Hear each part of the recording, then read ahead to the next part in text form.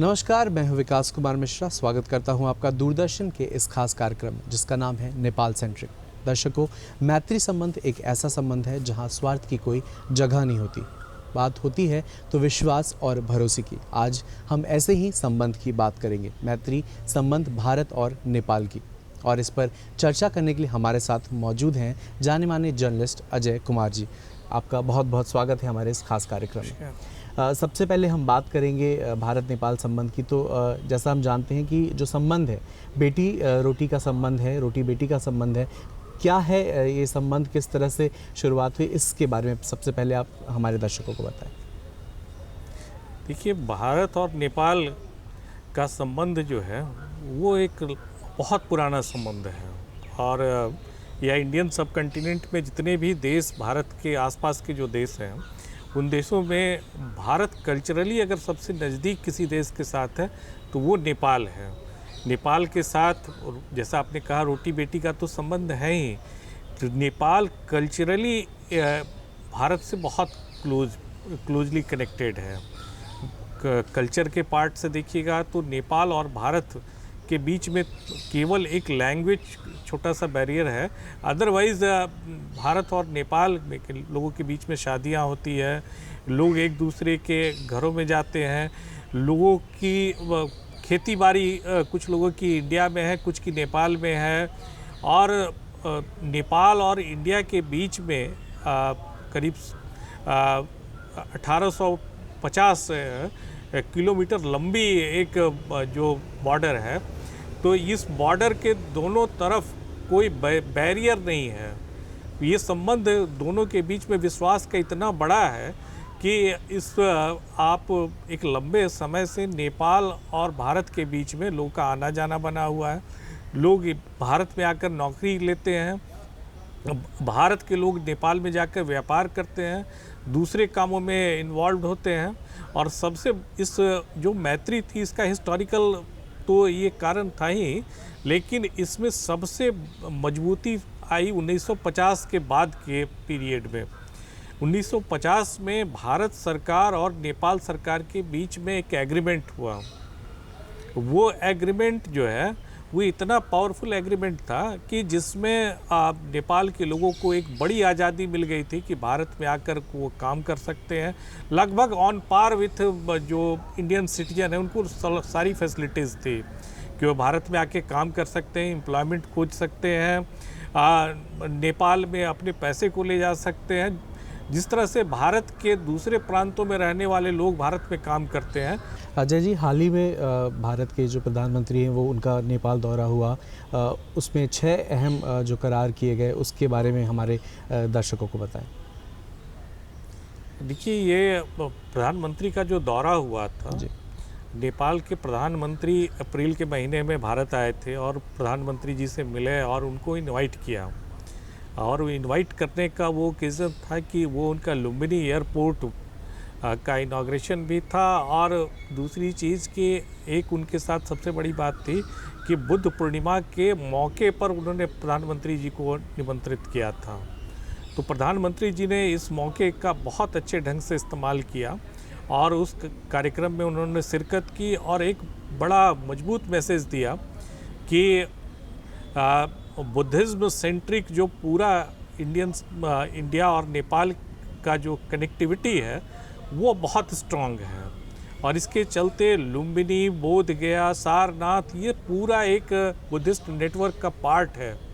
और इसीलिए लुम्बिनी एयरपोर्ट की कनेक्टिविटी को उन्होंने बोध गया, सारनाथ, ये पूरा बुद्धिस्ट नेटवर्क है, उससे जोड़ करके लोगों के सामने रखा। और वो मैसेज देने की टाइमिंग भी बड़ी परफेक्ट थी।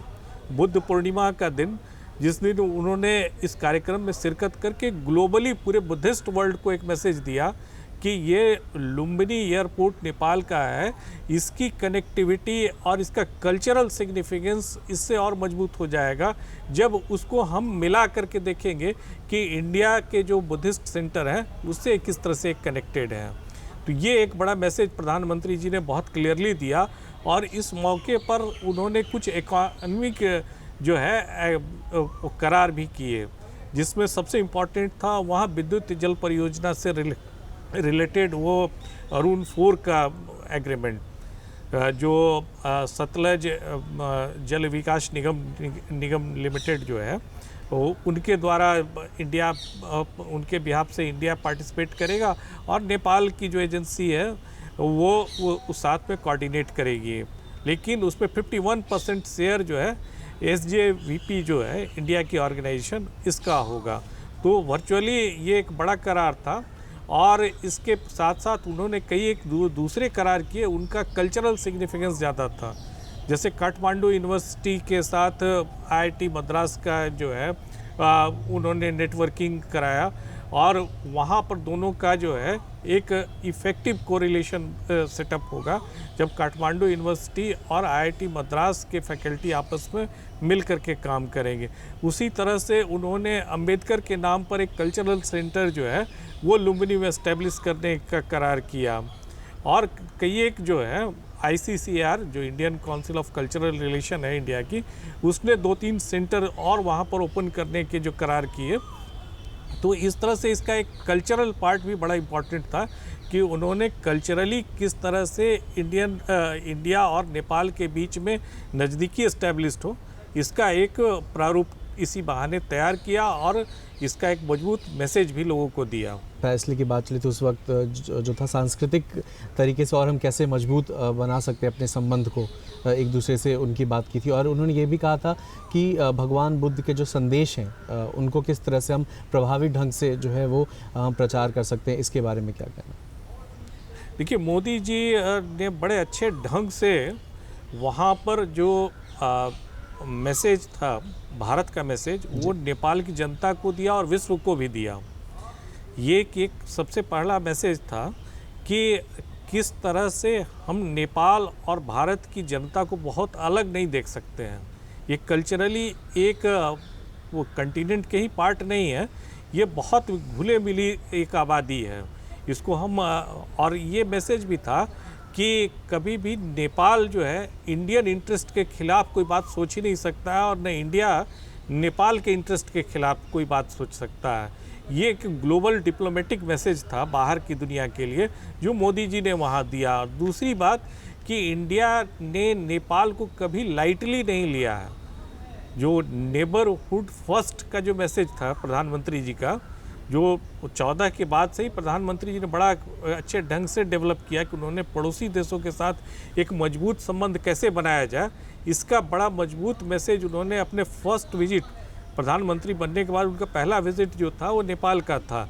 ये बड़ा क्लियर कट मैसेज उसी समय उन्होंने दिया था कि वो अपने नेबरिंग कंट्री को, पड़ोसी देशों को हल्के से नहीं लेते हैं। ये एक बड़ी बात थी और चूँकि वो मानते थे कि इंडियन सब कंटिनेंट के सारे देश कल्चरली इंडिया से जुड़े हुए हैं, इनकी आइडेंटिटी, पॉलिटिकल आइडेंटिटी अलग है लेकिन कल्चरल, इकोनॉमिक आइडेंटिटी ये दोनों की बड़ी सिम्बायोटिक रिलेशन के साथ कनेक्टेड है। दोनों जो है कंट्री ये आपस में एक दूसरे से कनेक्टेड है, इसलिए अलग करके नहीं देख सकते हैं। और तीसरा जो सबसे बड़ा और कड़ा मैसेज दिया प्रधानमंत्री जी ने कि किसी भी बाहरी कंट्री का इन्वेस्टमेंट या इकोनॉमिक इंटरेस्ट टेम्पररी नेपाल में हो सकता है, लेकिन नेपाल की जनता, नेपाल की सरकार भारत के इंटरेस्ट के खिलाफ कोई बात नहीं सोच सकती है। उससे अलग कोई उनके दिमाग में कोई नई बात नहीं आ सकती है। ये एक बड़ा क्लियर कट मैसेज था जो भारत के प्रधानमंत्री ने नेपाल के इस छोटे से प्रोग्राम में, ये उनका एक ही दिन का प्रोग्राम था, उस छोटे से प्रोग्राम में उन्होंने बहुत इफ़ेक्टिवली ये सारे मैसेज वर्ल्ड कम्युनिटी के सामने दिए। जी, कई और मुद्दों पर बात हुई, कई और फैसले जो संबंध अभी हैं, जो सहयोग अभी प्रदान किए जा रहे हैं भारत के द्वारा, और कई जो है तलाशने की कोशिश की जा रही है कि ताकि जो संबंध है और मजबूत बन सके, और कौन से क्षेत्र हैं जिनमें जो है वो विकास की आवश्यकता पड़ सकती है। देखिए, प्रधानमंत्री जी ने पहला तो कल्चरल पार्ट को बहुत अच्छे से ग्रूम किया है कि कल्चरली भारत और नेपाल दोनों देश बहुत घुले मिले देश हैं, लोग यहाँ के घुले मिले हैं, इसलिए उस पर तो कोई दूसरी राय बन ही नहीं सकती है। लेकिन इस संबंध को कैसे प्रगाढ़ किया जाए, इसके लिए इकोनॉमिक बॉन्डिंग बड़ी ज़रूरी है और भारत ने इसमें पहल की। चूँकि भारत एक बड़े भाई के रूप में है और भारत ने वहाँ की इकोनॉमी को सपोर्ट देने के लिए, आपको याद होगा 2015 का जो भूकंप आया था उसमें भारत ने अपनी सेना का जो सपोर्ट है वो प्रोवाइड किया था, एयरफोर्स का सपोर्ट प्रोवाइड किया था, एनडीआरएफ की पूरी टीम नेपाल भेज दी थी और नेपाल को $1 बिलियन का सपोर्ट दिया था उस मौके पर। बिल्कुल एक इस तरह का सपोर्ट दिया था कि जिससे नेपाल के लोगों को ये एहसास हो कि भारत उनका पड़ोसी ही नहीं बल्कि उनके परिवार का एक अंग है और इसका वहाँ के लोगों पर मानसिक रूप से असर हुआ। उनको एक फीलिंग ज़रूर है कि भारत बड़ा क्लोज मित्र ही नहीं, घर के परिवार की तरह है। दूसरी चीज़ कि आज के दिन में नेपाल इकोनॉमिक क्राइसिस के दौर से भी गुज़र रहा है। नेपाल की पूरी अर्थव्यवस्था जो थी वो टूरिज्म सेंट्रिक रही है और कोरोना काल में पिछले 2 वर्षों में टूरिज्म सेक्टर बिल्कुल ध्वस्त हो गया। तो वो टूरिज्म सेक्टर जो उनके इकोनॉमी में 7 to 8% वहाँ के जीडीपी में टूरिज्म का सपोर्ट है, कभी कभी 10% भी। 4-5 साल पहले जब टूरिज्म बूम पे था तो 10% तक का सपोर्ट था जीडीपी में टूरिज्म सेक्टर का। तो उस टूरिज्म सेक्टर को किस तरह से रिवाइव कराएं, किस तरह से उसको ग्रूम करें और किस तरह से उसमें थोड़ी सी पुश क्रिएट करें, इसमें भारत का योगदान बहुत इम्पॉर्टेंट होगा। भारत अभी भी लगभग 17 से 20% टूरिस्ट जो हैं वो भारत के नेपाल में जाने वाले लोग होते हैं। तो टूरिज़्म का एक बड़ा फोकस जो है वो इंडिया पे है और जो फॉरेन टूरिस्ट भी आते हैं वो इंडिया और नेपाल के टूरिज़्म को एक साथ मिला के देखते हैं। बहुत लोग का प्रोग्राम ही इस तरह का बनता है जो कुछ इंडियन सेंटर्स को घूमने के बाद नेपाल जाते हैं। इसलिए इंडिया के द्वारा ये कोशिश की गई कि वहाँ के टूरिज़्म को पुश मिले और इसके चलते आपने देखा होगा कि दोनों प्रधानमंत्री मिलकर के उन्होंने रुपे लॉन्च किया जी। ये भी एक बड़ा डिजिटल पेमेंट का सिस्टम एक खड़ा किया जिससे नेपाल में लोगों को पेमेंट में सहूलियत हो, लोगों को ये फील हो कि नेपाल एक सिक्योर्ड कंट्री है। तो ये एक टूरिज़्म सेक्टर में भारत की तरफ से बड़ा योगदान हुआ। दूसरी तरफ कि वहाँ नेपाल में वहाँ जो एक ट्रेड रिलेशन इंडिया के साथ है उसमें इंडिया का अपर हैंड है। नेपाल में इस भारत के साथ जो उनका व्यापार है उसमें करीब 5,500 करोड़ से ऊपर की राशि जो है इंडिया के द्वारा एक्सपोर्ट की जाती है नेपाल को, और नेपाल से मुश्किल से 600-700 करोड़ के आसपास जो है इंडिया इंपोर्ट करता है। तो वो एक इंडिया नेपाल के लिए एक बड़ा इकोनॉमिक चैलेंज आ गया था कि इस क्राइसिस में किस तरह से अपने आप को बचाए। तो भारत ने उसमें एक बड़ा योगदान ये किया कि उनके साथ उसका एक विकल्प उनको सुझाया, और जो विकल्प बड़ा प्रैक्टिकल विकल्प है कि किस तरह से वो अपनी इकोनॉमी को बचाएंगे भी और इंडिया के साथ कुछ अपनी इंडिया के इंटरेस्ट को भी कैटर करेंगे। वो था उनका कि एनर्जी सेंट्रिक उन्होंने एक पूरी स्ट्रेटजी बताई नेपाल को कि किस तरह से आप एनर्जी के साथ, एनर्जी का जब आप ज़्यादा प्रोडक्शन आपके यहाँ होगा, बिजली का जब आप पनबिजली योजना जिसमें इंडिया की शिरकत हो रही है बड़े पैमाने पर, तो वो अगर बिजली आप ज़्यादा प्रोड्यूस करेंगे तो जिस समय बिजली आप सबसे ज़्यादा प्रोड्यूस करते हैं जो बरसात के महीने होते हैं, पनबिजली उस समय सबसे ज़्यादा प्रोड्यूस होती है, जनरेट होती है। तो उस समय वो सारी जनरेट की हुई बिजली जो सरप्लस बिजली होगी उसको भारत खरीद लेगा जी। तो ये उनके लिए बड़ा इकोनॉमिक सपोर्ट हुआ कि भारत जब बिजली खरीद करके उनको पैसे देगा तो उनका ट्रेड डेफिसिट कम होगा। और भारत ने पिछले साल लगभग 30 या 35 मेगावाट बिजली उनकी खरीदी भी, और इस बार सबसे बड़ी बात है कि मोदी जी ने एक फर्म कमिटमेंट किया है कि इस बार 315 मेगावाट आपकी सरप्लस बिजली 2022 में हम परचेज कर लेंगे। तो 315 मेगावाट बिजली का जो पैसा होगा वो उनको मिलेगा, वो भी इंडियन एनर्जी एक्सचेंज जो इंडिया का है, जहां एनर्जी की बिजली की कीमत तय होती है मार्केट के हिसाब से, वो उसके हिसाब से इंडिया परचेज करेगा। तो इंडिया के लिए एक विन विन सिचुएशन है कि हमारे पास जो है एक इलेक्ट्रिसिटी का एक और सोर्स क्रिएट हो गया और नेपाल के लिए एक सबसे बड़ी बात है कि उनके पास एक एडिशनल रिसोर्स क्रिएट हो रहा है, जिसका उपयोग वो भारत से अपने एक्सपोर्ट जो है या ट्रेड डेफिसिट है उसको कम करने में उसका इस्तेमाल करेंगे। तो ये एक अच्छा मॉडल इंडिया ने बना के उनको दिया है। प्लस उनके और कई एक प्रॉब्लम्स जो एनर्जी रिलेटेड है उसको भी एड्रेस इंडिया ने बड़े अच्छे से किया है, जैसे पेट्रोलियम का है या और भी ट्रांसमिशन का है। उन सब प्रॉब्लम्स का भी सोल्यूशन इंडिया ने बताया है उनको। देखा जाए तो भारत जो है वो नेपाल का व्यापार साझी और कह सकते हैं सबसे बड़ा स्रोत है विदेशी निवेश के लिए। जी, आपने ऐसा बताया। जी नहीं, भारत तो उनका सबसे बड़ा वहाँ पर इन्वेस्टर है ही। जी, फॉरेन डायरेक्ट इन्वेस्टमेंट जो है भारत के द्वारा ही सबसे ज़्यादा होता है। रिसेंटली चाइना ने वहाँ थोड़ा इन्वेस्टमेंट बढ़ाया है, अदरवाइज़ भारत के प्राइवेट इन्वेस्टर्स का भी फोकस नेपाल पे ही रहा है।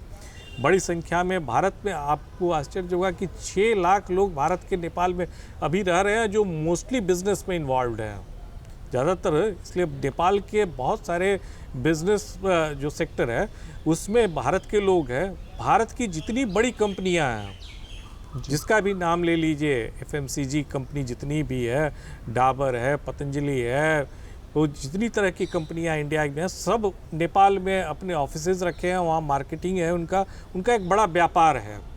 तो इंडिया के द्वारा एक बड़े लेवल पर वो इन्वेस्टमेंट हो रहा है। प्लस भारत क्या कर रहा है कि नेपाल के बहुत सारे प्रॉब्लम्स को एड्रेस भी कर रहा है। अभी जैसे बिजली की बात हुई, तो बिजली में वहाँ पर नेपाल में ट्रांसमिशन लाइंस की बड़ी कमी थी, या बहुत इफ़ेक्टिव ट्रांसमिशन का सिस्टम नहीं था। बिजली आप प्रोड्यूस भी करेंगे तो उसको किस तरह से दूसरी जगहों पर ले जाएंगे, इसकी बड़ी वहाँ दिक्कत हो रही थी। तो बॉर्डर के इलाके में भारत ने एक काम किया है कि वहाँ पर ट्रांसमिशन लाइन बहुत अच्छे से बिछाया है, जिससे इंडिया से बिजली जब भी नेपाल को जानी हो तो बहुत इफ़ेक्टिवली जा सकती है, या नेपाल से इंडिया में बिजली आनी हो तो उसका एक ट्रांसमिशन लाइन जो मॉडर्न सिस्टम के साथ खड़ा है, ये एक बहुत बड़ा काम किया है। दूसरा काम किया है कि इंडिया ने कि वहाँ की कनेक्टिविटी को बड़ा स्ट्रॉन्ग किया है। एक जो सबसे बड़ा काम नेपाल के लिए होने जा रहा है भारत की तरफ से, वो रक्सौल से काठमांडू का रेल लिंक जो है रेल वो सेवा जब चालू, हाँ, जो उससे वहाँ पर एक बड़ा टूरिज्म का बूम होगा। उसके कितने इकोनॉमिक फ़ायदे होंगे वो कह नहीं सकते हैं। और सबसे बड़ी चीज़ कि भारत और नेपाल की दूरी जो है वो अब बड़ी कम जाएगी। हर एक काम के लिए नेपाल के लोगों को जो लंबा रोड से आना पड़ता था वो घटेगा, क्योंकि अभी भी देश में जब 6 लाख लोग भारत के नेपाल में हैं तो आपको आश्चर्य होगा कि करीब 80 लाख लोग नेपाल के भारत में नौकरी कर रहे हैं। जी। तो नेपाल के लोगों को एक सबसे बड़ा एम्प्लॉयमेंट अगर किसी विदेश में मिल रहा है तो वो भारत में मिल रहा है। 80 लाख लोगों जो है इंडिया में अलग अलग जगहों पर एम्प्लॉयमेंट ले रहे हैं। और आश्चर्य की बात है कि इंडिया में जो सबसे, किसी भी कंट्री का जो सबसे क्रूशियल फील्ड होता है, जैसे सेना का, सिक्योरिटी एजेंसीज, इसमें नेपाल के लोगों को इंडिया ने इन्वॉल्व किया है। तो गोरखा रेजिमेंट है इंडिया में, जिसमें गोरखा लोग जो नेपाली इलाके के कुछ खास डिस्ट्रिक्ट हैं उनकी स्पेशल अपॉइंटमेंट होती है, जो काफ़ी प्रेस्टिजियस रेजिमेंट है भारत का। वो गोरखा रेजिमेंट जो है पूरे के पूरे नेपाल के लोग उसमें एम्प्लॉयड हैं। आप देखिए स्टेट लेवल पे, जैसे बिहार में हमारे यहाँ भी गोरखा बटालियन है एक BMP में। तो गोरखा लोगों का एक एम्प्लॉयमेंट इंडिया के भी अलग अलग सेक्टर्स में काफ़ी किसी कंट्री के लिए क्रूशियल होते हैं, जिसमें लोग नॉर्मली फॉरेनर की सोच भी नहीं सकते हैं कि सेना में हम किसी दूसरे देश के लोगों को रखेंगे, सिक्योरिटी में रखेंगे। तो ये ट्रस्ट का लेवल है भारत और नेपाल के बीच में जी। कि लोग एक दूसरे को कितना विश्वास रखते हैं। अजय जी, अगर बिहार के संदर्भ में बात की जाए तो बिहार को किस तरह का फ़ायदा होगा? जो संबंध है वो और मजबूत होंगे तो बिहार को किस तरह का फ़ायदा मिलेगा? बिहार को एक बहुत बड़ा फ़ायदा होने जा रहा है आने वाले समय में। बिहार में आने वाले दिनों में जब ये कम्युनिकेशन बहुत मजबूत होगा, जैसे रक्सौल से काठमांडू की रेल लिंक जुड़ जाएगी, एक दूसरी रेलवे लाइन जयनगर से है, और एक जो है एक और रेलवे लाइन है, 3 रेलवे लाइन लगभग जिनकी ओरिजिन बिहार से है। तो ये कनेक्टिविटी जो है बिहार के बिजनेसमैन को एक बड़ा मार्केट नेपाल का देगा। तो बिहार के एग्रीकल्चर प्रोड्यूस के लिए एक बड़ा मार्केट नेपाल होने जा रहा है, अभी भी है, लेकिन वो मार्केट एक्सपैंड करेगा। कुछ इंडस्ट्री फूड प्रोसेसिंग की वहाँ लगेगी जिससे बिहार से सामान जाएंगे। दूसरी चीज़ कि एक पूरा कॉरिडोर डेवलप हो रहा है बिहार सेंट्रिक, जो आप देखेंगे ईस्टर्न कॉरिडोर के रूप में लोग विजुअलाइज कर रहे हैं, जो रक्सौल से लेके पारादीप तक के कनेक्ट करने वाली सड़क जो है NH-28 है, इसको विजुअलाइज किया गया है कि ये नेपाल के रक्सौल को कनेक्ट करता है। तो अब तो नेपाल से वो पूरा काठमांडू तक का वो पूरा लिंक बन रहा है। तो ये एक बड़ा लिंक जो है, आप समझिए कि काठमांडू से लेकर के आप पोर्ट तक का जो है कनेक्टिविटी बिहार के थ्रू होगा। ये एक बड़ी चीज़ है जी। और तो बिहार के जो भी प्रोड्यूस है, इंडस्ट्रियल प्रोड्यूस होंगे, बिहार के एग्रीकल्चर प्रोड्यूस होंगे, उनके लिए नेपाल बहुत बड़ा मार्केट होगा। और कुछ जो इंडस्ट्री नेपाल में खड़ी होंगी उनके लिए बिहार भी एक बड़ा बाज़ार हो सकता है, क्योंकि बिहार एक 14 करोड़ लोगों का स्टेट है आज के दिन में, एक बड़ी आबादी का स्टेट है। कम्युनिकेशन बड़ा क्लोज होने जा रहा है। पेट्रोलियम, एक और जो सबसे बड़ी बात है कि पेट्रोलियम के लिए जो है एक सेपरेट लाइन तैयार हो रही है काठमांडू से ये रक्सौल होते हुए मोतिहारी तक। तो ये एक पूरा जो पेट्रोलियम के लिए पाइपलाइन जो बिछेगी, तो इससे एक सबसे बड़ा फ़ायदा ये होगा कि पेट्रोलियम ट्रांसपोर्टेशन बहुत आसान हो जाएगा नेपाल के लिए। जी। जो आज देखिएगा कि आज करीब लोगों ने एस्टिमेट किया कि 1500 ट्रकें जो है वो पेट्रोलियम प्रोडक्ट के साथ क्रॉस करती हैं रक्सौल का जो है वो आप चेक पोस्ट। तो इतनी बड़ी संख्या में ट्रांसपोर्टेशन पर खर्च है नेपाल का। नेपाल ने विजुअलाइज किया है कि इससे कम से कम हमको $1 बिलियन की बचत हो जाएगी ट्रांसपोर्टेशन में, जो कंट्री के लिए बहुत बड़ी चीज़ होगी। ये पूरा इंडिया तैयार करके उनको दे रहा है कि एक पूरा आपका एक पेट्रोलियम का पाइपलाइन, जिससे पेट्रोलियम प्रोडक्ट, गैस जो भी आप यहाँ से ट्रांसपोर्ट करना चाहें, क्योंकि नेपाल लैंडलॉक्ड कंट्री है, उनको पेट्रोलियम प्रोडक्ट जो भी मिलेगा वो वाया इंडिया ही जाना है, क्योंकि वहाँ तो कोई पोर्ट है नहीं। तो पोर्ट तो आपको सी पोर्ट से जो भी सामान जाएगा वो बिहार होकर के ही मोस्टली जाता है। तो ये उनको एक बड़ा एडवांटेज होने जा रहा है, जो उनको फिनेंशियली मजबूत करेगा और वहाँ की इकोनॉमी में गति लाएगा। जी। बाढ़ एक बहुत बड़ी समस्या है। बाढ़ सुरक्षा को लेकर और सिंचाई को लेकर भी बात की गई थी पहले, तो उस बारे में मैं चाहूँगा आप हमारे दर्शकों को नहीं, बताएं। बिहार के लोगों का बड़ा इंटरेस्ट है कि नेपाल में जो कुछ भी हो, तो उसका एक तो फ़ायदा मान लीजिए कि हमें बिहार को भी जो अगर उनकी इलेक्ट्रिसिटी, अपन बिजली जो सरप्लस बिजली है उसका फर्स्ट जो अगर बेनिफिशियरी होगा तो बिहार होगा, एडजेसेंट स्टेट होने के चलते। तो बिजली की बिहार में भी कोई दिक्कत आने वाले दिनों में तो नहीं होगी। ये बिहार के लिए बड़ा एक पॉजिटिव सिग्नल होगा। दूसरी चीज़ कि जो वाटर मैनेजमेंट है बिहार का, बिहार फ्लड अफेक्टेड हर एक साल होता है, और इसका सबसे बड़ा कारण है कि नेपाल में से जितनी नदियाँ आती हैं, इनके पानी का कोई मैनेजमेंट का सिस्टम नहीं है। कहीं कहीं कुछ बराज बने हुए हैं।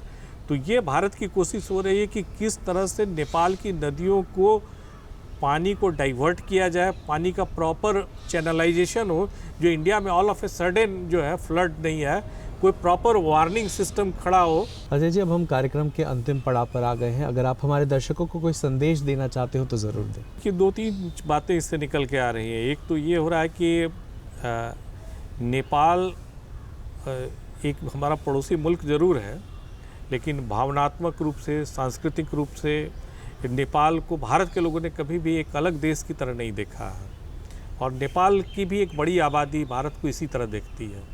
तो ये दोनों के बीच में जो भावनात्मक और सांस्कृतिक जो संबंध है, उसको इस मोदी जी के काल में एक बड़ा प्लेटफॉर्म मिल रहा है कि उसका इकोनॉमिक डायमेंशंस को एक्सप्लोर किया जा रहा है, कि जो हमारे संबंध हैं उसमें उसके इकोनॉमिक डायमेंशंस को हम कितना अच्छे से यूटिलाइज़ करें, जिस तरह से वहाँ की नेपाल के लोगों की आर्थिक स्थिति अच्छी हो, नेपाल का बड़ा बाज़ार भारत को मिले, और नेपाल के प्रोडक्ट्स के लिए भारत भी एक बाज़ार बने।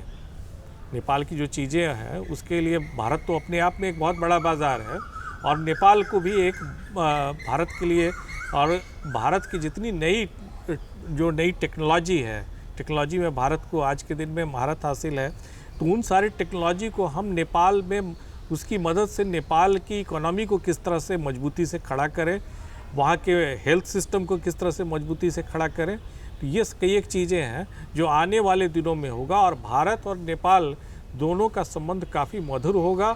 और मुझे लगता है कि आने वाले दिनों में भारत और नेपाल मिलकर के बहुत सारे नए नए प्रोजेक्ट्स को विजुअलाइज करेंगे और खड़ा करेंगे। जी अजय जी, आपका बहुत बहुत धन्यवाद। आप इस चर्चा में शामिल हुए और हमारे दर्शकों को तमाम जानकारी दी, उसके लिए बहुत बहुत धन्यवाद आपका।